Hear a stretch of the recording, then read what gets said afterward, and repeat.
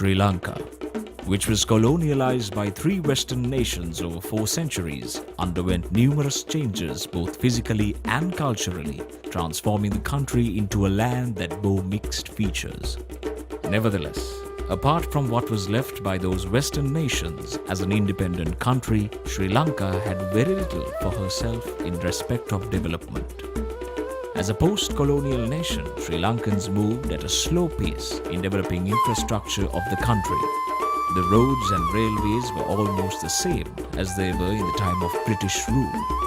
In the 50s and the 60s too, a main mode of transport was carts driven by cattle, which is considered a primitive way of travelling. Even the buildings, apart from the ones built by the Dutch and the English,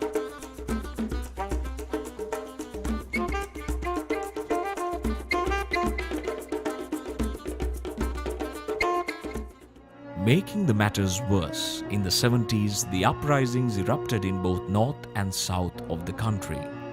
By the end 70s, the separatist war began and it continued to ruin the human and physical properties of the country for 3 following decades. Even though the open economy was introduced in 1978, aiming at an accelerated development, the war and other negative factors went on to hinder the progress.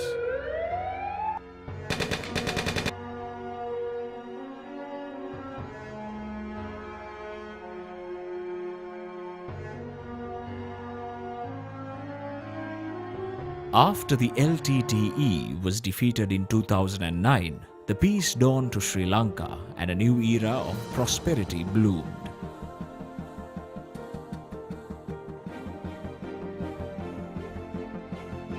As a result of this peaceful environment, various development projects were activated both by the government and the private sectors.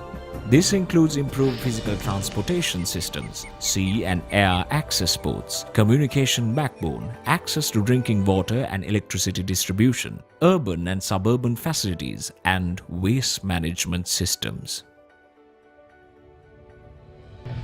In addition to that, large theatres, convention centres, leisure sector and other associated facilities have commenced, and some of them have completed in the short period of time.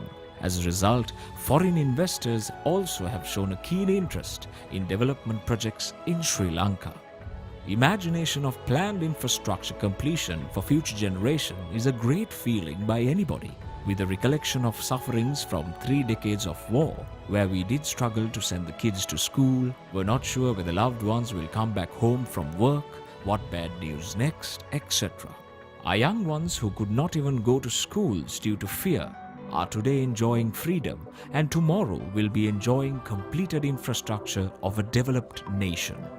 Envision, should not we contribute to this particularly as a professional duty, our future generation will have greater connectivity to the world, faster mobility without necessarily migrating to overseas and urban cities, and proud of being a Sri Lankan.